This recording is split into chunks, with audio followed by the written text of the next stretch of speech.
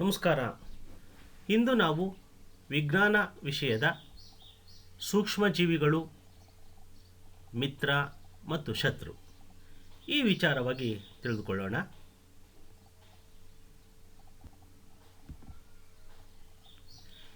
ಈ ಚಿತ್ರವನ್ನು ನೋಡಿದ್ದೀರಾ? ಹಾಗಾದರೆ ಇದು ಏನು? ಯೋಚಿಸಿ ಹೇಳಿ.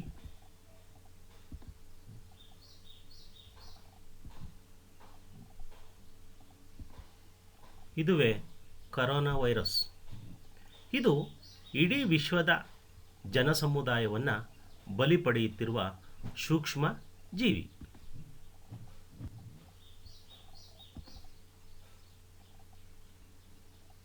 ಈ ಕೆಳಗಿನ ಸೂಕ್ಷ್ಮ ಜೀವಿಗಳನ್ನು ಹೆಸರಿಸಬಲ್ಲಿರಾ? ಮೊದಲ ಮತ್ತು ಎರಡನೇ ಚಿತ್ರವನ್ನು ನೋಡಿ ಹೆಸರಿಸಿ. ಮೊದಲನೇ ಚಿತ್ರ ಬ್ಯಾಕ್ಟೀರಿಯಾ, ಎರಡನೇ ಚಿತ್ರ ಅಮೀಬಾ. ಈ ಎರಡೂ ಚಿತ್ರಗಳು ಸೂಕ್ಷ್ಮಜೀವಿಗಳು. ಮಕ್ಕಳೇ, ನಾವು ಇಂದಿನ ತರಗತಿಯಲ್ಲಿ ಸೂಕ್ಷ್ಮಜೀವಿಗಳ ವಿಚಾರಗಳ ಬಗ್ಗೆ ತಿಳಿಯೋಣ. ಸೂಕ್ಷ್ಮಜೀವಿಗಳು. ನಾವು ಹಲವಾರು ವಿಧಗಳ ಸಸ್ಯಗಳು ಮತ್ತು ಪ್ರಾಣಿಗಳನ್ನು ನೋಡಿದ್ದೇವೆ. ಆದಾಗ್ಯೂ ನಮ್ಮ ಸುತ್ತಲೂ ಇರುವ ಇತರ ಕೆಲವು ಜೀವಿಗಳನ್ನು ನಾವು ಬರಿಗಣ್ಣುಗಳಿಂದ ನೋಡಲಾಗುವುದಿಲ್ಲ. ಅವುಗಳನ್ನು ಸೂಕ್ಷ್ಮಜೀವಿಗಳು ಅಥವಾ ಸೂಕ್ಷ್ಮಾಣುಗಳು ಎಂದು ಕರೆಯುತ್ತಾರೆ. ಉದಾಹರಣೆಗೆ, ಮಳೆಗಾಲದ ಸಮಯದಲ್ಲಿ ತೇವವಾದ ಬ್ರೆಡ್ ಹಾಳಾಗುವುದು ಮತ್ತು ಅದರ ಮೇಲ್ಮೈ ಬೂದು ಬಿಳಿ ಬಣ್ಣದ ತೇಪೆಗಳಿಂದ ಆವೃತಗೊಂಡಿರುವುದನ್ನು ನಾವು ಗಮನಿಸಬಹುದು.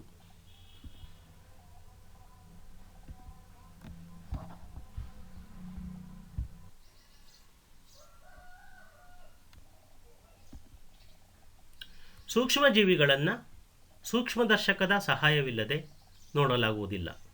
ಅದಕ್ಕಾಗಿಯೇ ಇವುಗಳನ್ನು ಸೂಕ್ಷ್ಮಜೀವಿಗಳು ಅಥವಾ ಸೂಕ್ಷ್ಮಾಣುಗಳೆಂದು ಕರೆಯುವರು. ಸೂಕ್ಷ್ಮಜೀವಿಗಳನ್ನು 4 ಪ್ರಮುಖ ಗುಂಪುಗಳಾಗಿ ವರ್ಗೀಕರಿಸಲಾಗಿದೆ. ಈ ಗುಂಪುಗಳೆಂದರೆ ಬ್ಯಾಕ್ಟೀರಿಯಾ, ಶಿಲೀಂಧ್ರ, ಪ್ರೋಟೋಜೋವಾ ಮತ್ತು ಕೆಲವು ಶೈವಲಗಳು.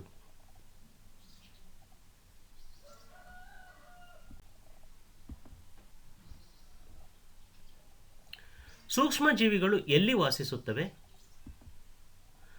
ಸೂಕ್ಷ್ಮಜೀವಿಗಳು ಬ್ಯಾಕ್ಟೀರಿಯಾ, ಕೆಲವು ಶೈವಲ ಮತ್ತು ಪ್ರೋಟೋಜೋವೋಗಳಂತೆ ಏಕಕೋಶ ಜೀವಿಯಾಗಿರಬಹುದು ಅಥವಾ ಬಹುತೇಕ ಶೈವಲ ಮತ್ತು ಶಿಲೀಂಧ್ರಗಳಂತೆ ಬಹುಕೋಶಿಯಾಗಿರಬಹುದು.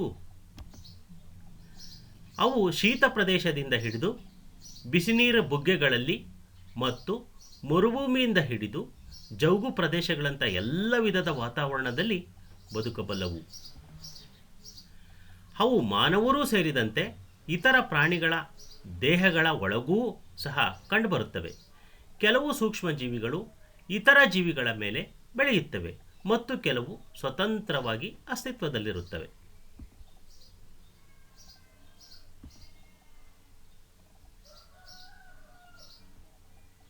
ಸೂಕ್ಷ್ಮಜೀವಿಗಳು ಮತ್ತು ನಾವು. ಸೂಕ್ಷ್ಮಜೀವಿಗಳು ನಮ್ಮ ಜೀವನದಲ್ಲಿ ಪ್ರಮುಖ ಪಾತ್ರ ವಹಿಸುತ್ತವೆ. ಅವುಗಳಲ್ಲಿ ಕೆಲವು ಅನೇಕ ವಿಧಗಳಲ್ಲಿ ಪ್ರಯೋಜನಕಾರಿಯಾದರೆ ಕೆಲವು ಹಾನಿಕಾರಕ ಮತ್ತು ರೋಗಗಳನ್ನು ಉಂಟುಮಾಡುತ್ತವೆ.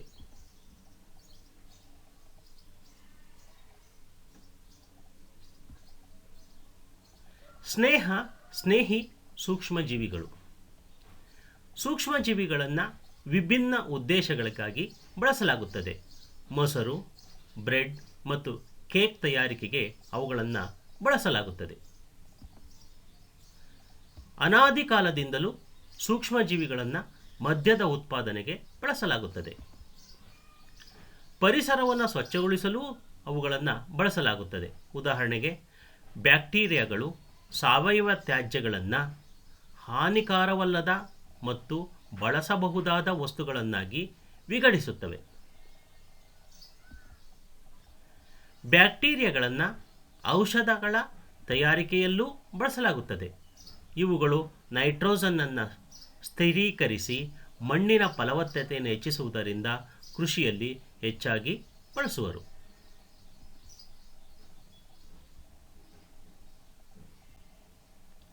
ಮೊಸರು ಮತ್ತು ಬ್ರೆಡ್ ತಯಾರಿಕೆ. ಮೊಸರು ಹಲವು ಸೂಕ್ಷ್ಮಜೀವಿಗಳನ್ನು ಒಳಗೊಂಡಿದೆ. ಇವುಗಳಲ್ಲಿ ಲ್ಯಾಕ್ಟೋಬ್ಯಾಸಿಲಸ್ ಬ್ಯಾಕ್ಟೀರಿಯಾ ಮೊಸರು ಉಂಟು ಮಾಡುವುದನ್ನು ಉತ್ತೇಜಿಸುತ್ತದೆ. ಇದು ಹಾಲಿನಲ್ಲಿ ತನ್ನ ಸಂಖ್ಯೆಯನ್ನು ಹೆಚ್ಚಿಸಿಕೊಳ್ಳುವ ಮೂಲಕ ಹಾಲನ್ನು ಮೊಸರನ್ನಾಗಿ ಪರಿವರ್ತಿಸುತ್ತದೆ. ಬ್ಯಾಕ್ಟೀರಿಯಾವನ್ನು ಗಿಣ್ಣು, ಉಪ್ಪಿನಕಾಯಿ ಮತ್ತು ಇತರ ಅನೇಕ ಆಹಾರ ಪದಾರ್ಥಗಳ ತಯಾರಿಕೆಯಲ್ಲೂ ಬಳಸುತ್ತಾರೆ. ರವೆ ಇಡ್ಲಿ ಮತ್ತು ಭಟೂರಾಗಳಲ್ಲಿ ಮೊಸರು ಪ್ರಮುಖ ಘಟಕಾಂಶವಾಗಿದೆ. ಏಕೆಂದು ನೀವು ಊಹಿಸಬಹುದೇ? ಅಕ್ಕಿ ಇಡ್ಲಿ ಮತ್ತು ದೋಸೆ ಹಿಟ್ಟು ಹುದುಗುವಿಕೆಗೆ ಕೂಡ ಬ್ಯಾಕ್ಟೀರಿಯಾ ಮತ್ತು ಈಸ್ಟ್ಗಳು ಸಹಕಾರಿಯಾಗಿವೆ.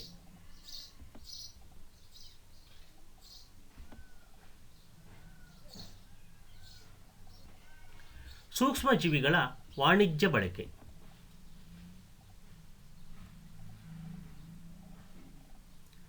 ದೊಡ್ಡ ಪ್ರಮಾಣದಲ್ಲಿ ಮದ್ಯ, ವೈನ್ ಮತ್ತು ಅಸಿಟಿಕ್ ಆಮ್ಲ ಉತ್ಪಾದನೆಯಲ್ಲಿ ಸೂಕ್ಷ್ಮಜೀವಿಗಳನ್ನು ಅಧಿಕ ಪ್ರಮಾಣದಲ್ಲಿ ಬಳಸಲಾಗುತ್ತದೆ. ಈಸ್ಟನ್ನು ಮದ್ಯ ಮತ್ತು ವೈನ್ನ ವಾಣಿಜ್ಯ ಉತ್ಪಾದನೆಯಲ್ಲಿ ಬಳಸಲಾಗುತ್ತದೆ. ಈ ಉದ್ದೇಶಕ್ಕಾಗಿ ಧಾನ್ಯಗಳಾದ ಬಾರ್ಲಿ, ಗೋಧಿ, ಅಕ್ಕಿ ಮತ್ತು ಹಿಂಡಿದ ಹಣ್ಣಿನ ರಸ ಇತ್ಯಾದಿಗಳಲ್ಲಿರುವ ನೈಸರ್ಗಿಕ ಸಕ್ಕರೆಗಳ ಮೇಲೆ ಈಸ್ಟನ್ನು ಬೆಳೆಸಲಾಗುತ್ತದೆ.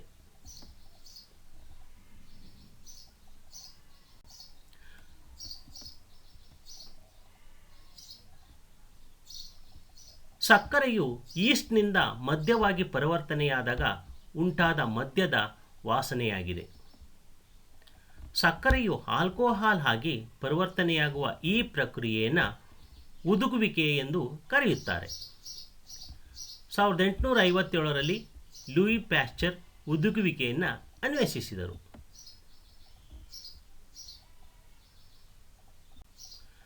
ಸೂಕ್ಷ್ಮಜೀವಿಗಳ ಔಷಧೀಯ ಬಳಕೆ.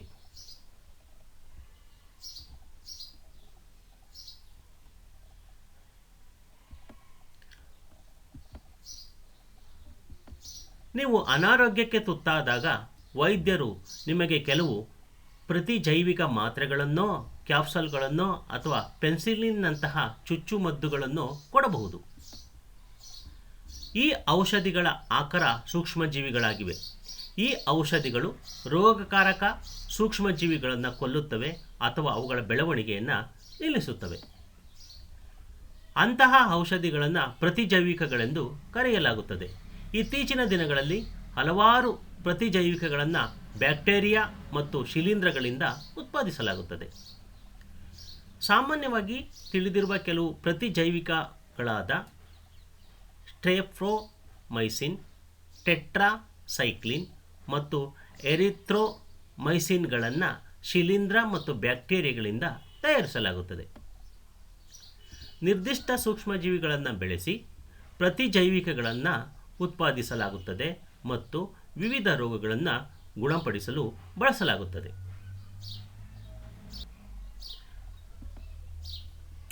1929ರಲ್ಲಿ ಅಲೆಕ್ಸಾಂಡರ್ ಫ್ಲೆಮಿಂಗ್ ರವರು ರೋಗಕಾರಕ ಬ್ಯಾಕ್ಟೀರಿಯಾಗಳ ಕೃಷಿಕೆಗಳ ಮೇಲೆ ಕೆಲಸ ಮಾಡುತ್ತಿದ್ದರು. ಇದ್ದಕ್ಕಿದ್ದಂತೆ ಅವರು ಸೂಕ್ಷ್ಮ ಹಸಿರು ಶಿಲೀಂಧ್ರಗಳ ಬೀಜಕಗಳನ್ನು ಅವರ ಒಂದು ಕೃಷಿಕೆ ತಟ್ಟೆಯಲ್ಲಿ ಕಂಡರು. ಶಿಲೀಂಧ್ರಗಳ ಇರುವಿಕೆಯು ಬ್ಯಾಕ್ಟೀರಿಯಾದ ಬೆಳವಣಿಗೆಯನ್ನು ತಡೆಗಟ್ಟಿರುವುದನ್ನು ಅವರು ಗಮನಿಸಿದರು. ವಾಸ್ತವವಾಗಿ ಕೆಲವು ಬ್ಯಾಕ್ಟೀರಿಯಾಗಳು ಇದರಿಂದ ನಾಶವಾದವು. ಈ ಶಿಲೀಂಧ್ರಗಳಿಂದ ಪೆನ್ಸಿಲಿನನ್ನು ತಯಾರಿಸಲಾಯಿತು. ಲಸಿಕೆಗಳು.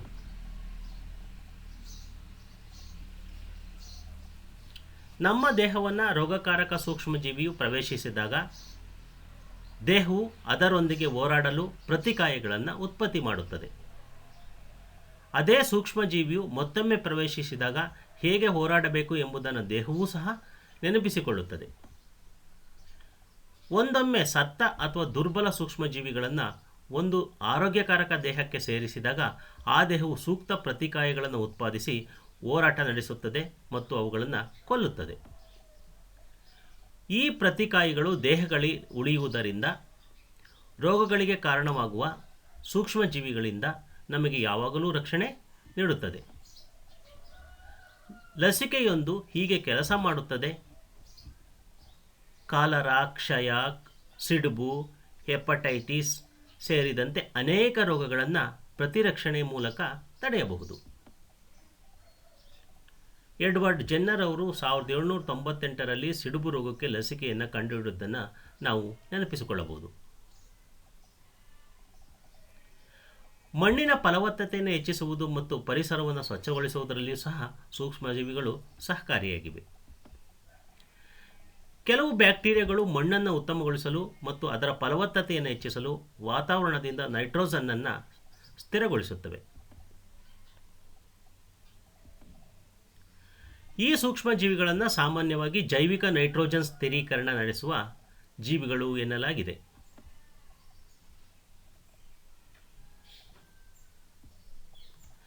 ಹಾನಿಕಾರ ಸೂಕ್ಷ್ಮಜೀವಿಗಳು.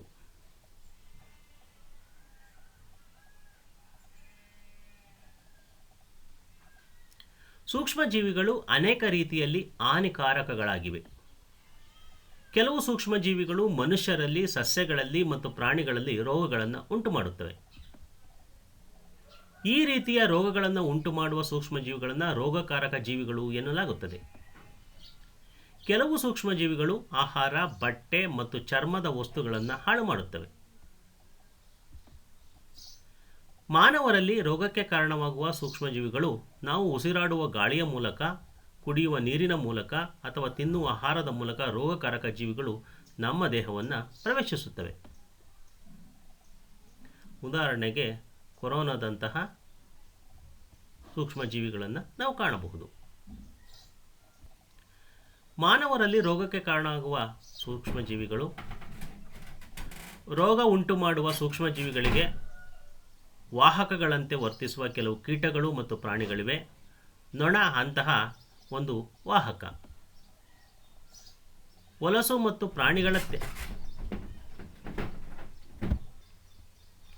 ಮತ್ತು ಪ್ರಾಣಿಗಳ ತ್ಯಾಜ್ಯದ ಮೇಲೆ ನೊಣಗಳು ಕುಳಿತುಕೊಳ್ಳುತ್ತವೆ. ರೋಗಾಣುಗಳು ಅವುಗಳ ದೇಹಕ್ಕೆ ಅಂಟಿಕೊಳ್ಳುತ್ತವೆ. ತೆರೆದಿಟ್ಟ ಆಹಾರದ ಮೇಲೆ ಈ ನೊಣಗಳು ಕುಳಿತಾಗ ರೋಗಕಾರಕ ಜೀವಿಗಳನ್ನು ಅವು ವರ್ಗಾಯಿಸುತ್ತವೆ. ಕಲುಷಿತವಾದ ಆಹಾರವನ್ನು ಯಾರಾದರೂ ತಿಂದರೆ ಅವರು ಕಾಯಿಲೆ ಬೀಳುವ ಸಂಭವವಿರುತ್ತದೆ. ಈ ಕಾರಣದಿಂದ ಆಹಾರವನ್ನು ಯಾವಾಗಲೂ ಮುಚ್ಚಿಡುವುದು ಸೂಕ್ತ. ತೆರೆದಿಟ್ಟ ಆಹಾರ ಪದಾರ್ಥಗಳ ಸೇವನೆಯಿಂದ ದೂರವಿರಿ.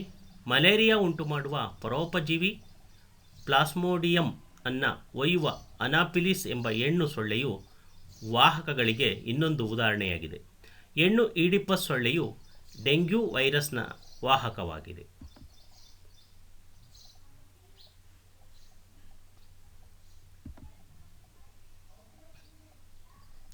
ನಾವು ಉಸಿರಾಡುವ ಗಾಳಿಯ ಮೂಲಕ, ಕುಡಿಯುವ ನೀರಿನ ಮೂಲಕ, ತಿನ್ನುವ ಆಹಾರದ ಮೂಲಕ ರೋಗಕಾರಕ ಜೀವಿಗಳು ನಮ್ಮ ದೇಹವನ್ನು ಪ್ರವೇಶಿಸುತ್ತವೆ. ಸೋಂಕಿತ ವ್ಯಕ್ತಿಯ ನೇರ ಸಂಪರ್ಕದಿಂದ ಮತ್ತು ಪ್ರಾಣಿಗಳ ಮೂಲಕವೂ ಅವು ಹರಡಬಹುದು. ಸೋಂಕಿತ ವ್ಯಕ್ತಿಯಿಂದ ಆರೋಗ್ಯವಂತ ವ್ಯಕ್ತಿಗೆ ಗಾಳಿ, ನೀರು, ಆಹಾರ ಅಥವಾ ದೈಹಿಕ ಸಂಪರ್ಕದ ಮೂಲಕ ಹರಡುವ ಸೂಕ್ಷ್ಮಜೀವಿ ಕಾಯಿಲೆಗಳಿಗೆ ಸಂಪರ್ಕದಿಂದ ಹರಡುವ ರೋಗಗಳು ಎನ್ನಲಾಗುತ್ತದೆ. ಇಂತಹ ರೋಗಗಳಿಗೆ ಉದಾಹರಣೆಗಳೆಂದರೆ ಕಾಲರಾ, ಸಾಮಾನ್ಯ ಶೀತ, ಚಿಕನ್ ಪಾಕ್ಸ್ ಮತ್ತು ಕ್ಷಯರೋಗ. ಸಾಮಾನ್ಯ ಶೀತದಿಂದ ಬಳಲುತ್ತಿರುವ ಒಬ್ಬ ವ್ಯಕ್ತಿಯು ಸೀನಿದಾಗ ಸಾವಿರಾರು ವೈರಸ್ಗಳನ್ನು ಹೊಂದಿರುವ ಸೂಕ್ಷ್ಮಜೀವಿಗಳು ಗಾಳಿಯಲ್ಲಿ ಹರಡುತ್ತವೆ. ಉಸಿರಾಟದ ಮೂಲಕ ಈ ವೈರಸ್ಗಳು ಆರೋಗ್ಯವಂತನ ದೇಹವನ್ನು ಪ್ರವೇಶಿಸಬಹುದು ಮತ್ತು ಸೋಂಕನ್ನು ಉಂಟು ಮಾಡಬಹುದು.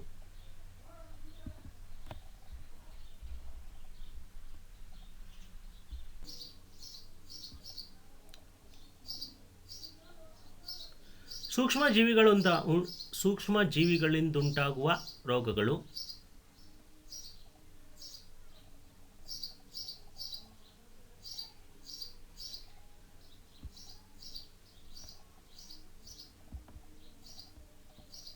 ಹಲವಾರು ಸೂಕ್ಷ್ಮಜೀವಿಗಳು ಮಾನವರಲ್ಲಿ ಮತ್ತು ಸಸ್ಯಗಳಲ್ಲಿ ರೋಗಗಳನ್ನು ಉಂಟು ಮಾಡುವುದಲ್ಲದೆ ಇನ್ನಿತರ ಪ್ರಾಣಿಗಳಲ್ಲೂ ರೋಗಗಳನ್ನು ಉಂಟುಮಾಡುತ್ತವೆ. ಉದಾಹರಣೆಗೆ ಆಂಥ್ರಾಕ್ಸ್. ಇದೊಂದು ಬ್ಯಾಕ್ಟೀರಿಯಾದಿಂದ ಉಂಟಾಗುವ ಮಾನವ ಮತ್ತು ಜಾನುವಾರುಗಳಿಗೆ ತಗುವ ಭಯಾನಕ ರೋಗವಾಗಿದೆ. ಜಾನುವಾರುಗಳಿಗೆ ತಗುಲುವ ಕಾಲುಬಾಯಿ ಮತ್ತು ಬಾಯಿ ರೋಗವು ಒಂದು ವೈರಸ್ನಿಂದ ಉಂಟಾಗುತ್ತದೆ.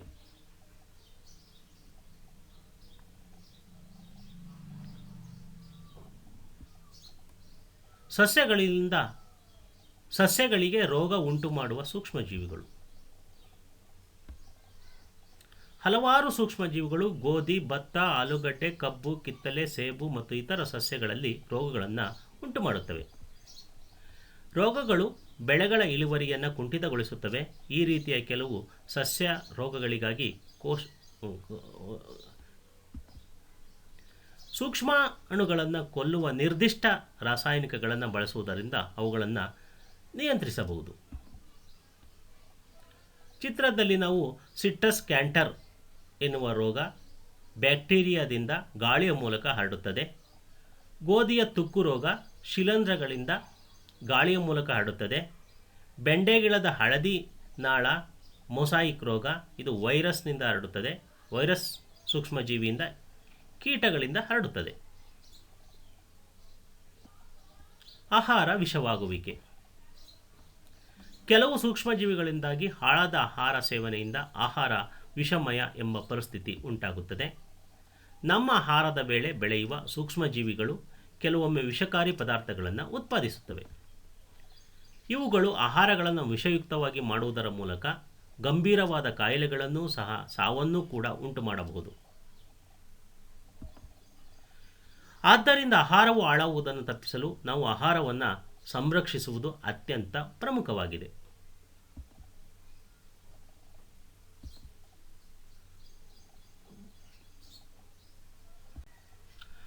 ಆಹಾರ ರಕ್ಷಣೆ ಅಥವಾ ಆಹಾರ ಸಂರಕ್ಷಣೆ.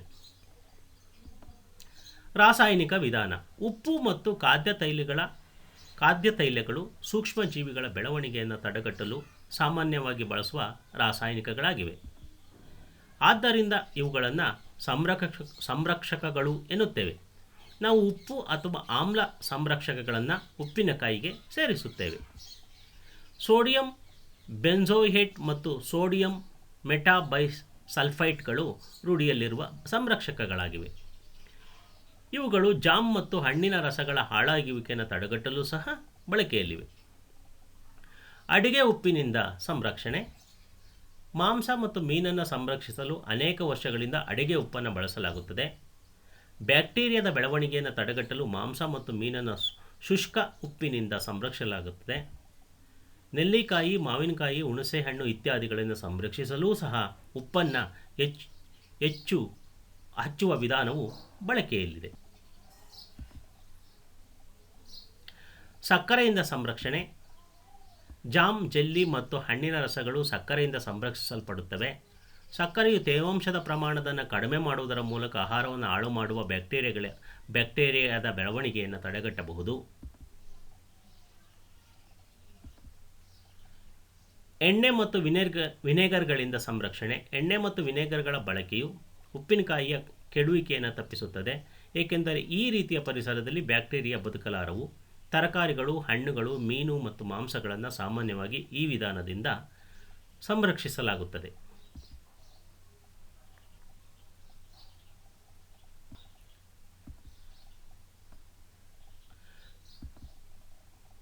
ಶಾಖ ಮತ್ತು ತಂಪು ವಿಧಾನ. ಹಾಲನ್ನು ಸಂಗ್ರಹಿಸಿಡುವ ಅಥವಾ ಬಳಸುವ ಮುನ್ನ ನಿಮ್ಮ ತಾಯಿ ಅದನ್ನು ಕುದಿಸುವುದನ್ನು ನೀವು ನೋಡಿರಬಹುದು. ಕುದಿಸುವುದರಿಂದಾಗಿ ಅನೇಕ ಸೂಕ್ಷ್ಮಜೀವಿಗಳು ನಾಶವಾಗುತ್ತವೆ. ಇದೇ ರೀತಿ ನಾವು ನಮ್ಮ ಆಹಾರವನ್ನು ರೆಫ್ರಿಜರೇಟರ್ನಲ್ಲಿ ಇಡುತ್ತೇವೆ. ಕಡಿಮೆ ತಾಪವು ಸೂಕ್ಷ್ಮಜೀವಿಗಳ ಬೆಳವಣಿಗೆಯನ್ನು ತಡೆಯುತ್ತದೆ. ಪಾಶ್ಚೀಕರಿಸಿದ ಹಾಲು ಹಾನಿಕರ ಸೂಕ್ಷ್ಮಜೀವಿಗಳಿಂದ ಮುಕ್ತವಾಗಿರುವುದರಿಂದ ಕುದಿಸರೆ ಅದನ್ನು ಸೇವಿಸಬಹುದು. ಹಾಲನ್ನು ಸುಮಾರು ಮಿಲಿ ತಾಪಮಾನದಲ್ಲಿ 15ರಿಂದ 30 ನಿಮಿಷಗಳ ಕಾಲ ಕಾಸಲಾಗುತ್ತದೆ ಮತ್ತು ತಕ್ಷಣ ತಂಪುಗೊಳಿಸಿ ಶೇಖರಿಸಲಾಗುತ್ತದೆ. ಈ ರೀತಿ ಮಾಡುವುದರಿಂದ ಸೂಕ್ಷ್ಮಜೀವಿಗಳ ಬೆಳವಣಿಗೆಯನ್ನು ತಡೆಗಟ್ಟುತ್ತದೆ. ಈ ವಿಧಾನವನ್ನು ಆವಿಷ್ಕರಿಸಿದವರು ಲೂಯಿ ಪಾಶ್ಚರ್. ಇದನ್ನು ಪಾಶ್ಚರೀಕರಣ ಎನ್ನುತ್ತೇವೆ.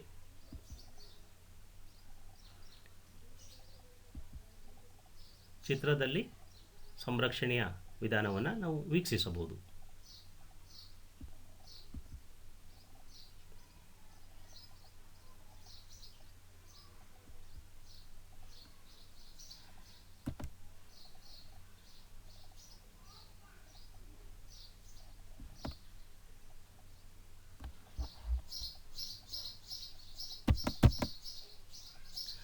ಸಂಗ್ರಹಣೆ ಮತ್ತು ಪೊಟ್ಟಣ ಕಟ್ಟುವಿಕೆ. ಸೂಕ್ಷ್ಮಜೀವಿಗಳ ದಾಳಿಯನ್ನು ತಪ್ಪಿಸುವ ಸಲುವಾಗಿ ಇತ್ತೀಚಿನ ದಿನಗಳಲ್ಲಿ ಒಣ ಹಣ್ಣುಗಳು ಮತ್ತು ತರಕಾರಿಗಳನ್ನು ಸಹ ಗಾಳಿ ಆಡದಂತೆ ಮೊಹರು ಮಾಡಿದ ಪಟ್ಟಣಗಳಲ್ಲಿ ಮಾರಲಾಗುತ್ತದೆ. ನೈಟ್ರೋಜನ್ ಚಕ್ರ. ನಮ್ಮ ವಾತಾವರಣವು 78% ನೈಟ್ರೋಜನ್ ಹೊಂದಿದೆ. ನೈಟ್ರೋಜನ್ನ ಎಲ್ಲ ಜೀವಿಗಳ ಅತ್ಯವಶ್ಯಕ ಘಟಕಗಳೊಂದಾಗಿದ್ದು ಪ್ರೋಟೀನ್, ಪತ್ರಹರಿತು, ನ್ಯೂಕ್ಲಿಕ್ ಆಮ್ಲ, ವಿಟಮಿನ್ಗಳ ಭಾಗವಾಗಿದೆ. ವಾತಾವರಣದಲ್ಲಿರುವ ನೈಟ್ರೋಜನ್ನನ್ನು ಸಸ್ಯ ಮತ್ತು ಪ್ರಾಣಿಗಳು ನೇರವಾಗಿ ತೆಗೆದುಕೊಳ್ಳಲಾಗುವುದಿಲ್ಲ. ಮಣ್ಣಿನಲ್ಲಿರುವ ಕೆಲವು ನಿರ್ದಿಷ್ಟ ಬ್ಯಾಕ್ಟೀರಿಯಾ ಅಥವಾ ನೀಲಿ ಹಸಿರು ಶೈವಲಗಳು ವಾತಾವರಣದಲ್ಲಿರುವ ನೈಟ್ರೋಜನನ್ನು ಸ್ಥಿರೀಕರಿಸಿ ನೈಟ್ರೋಜನ್ ಸಂಯುಕ್ತಗಳಾಗಿ ಪರಿವರ್ತಿಸುತ್ತವೆ.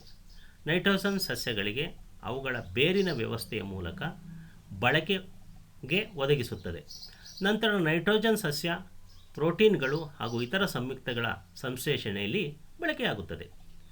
ಪ್ರೋಟೀನ್ ಮತ್ತು ಇತರ ನೈಟ್ರೋಜನ್ ಸಂಯುಕ್ತಗಳನ್ನು ಪಡೆಯಲು ಪ್ರಾಣಿಗಳು ಸಸ್ಯಗಳನ್ನು ಸೇವಿಸುತ್ತವೆ.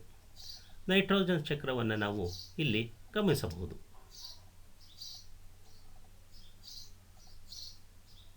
ಆ ಚಕ್ರವನ್ನೊಮ್ಮೆ ಓದಿ ನೋಡಿ.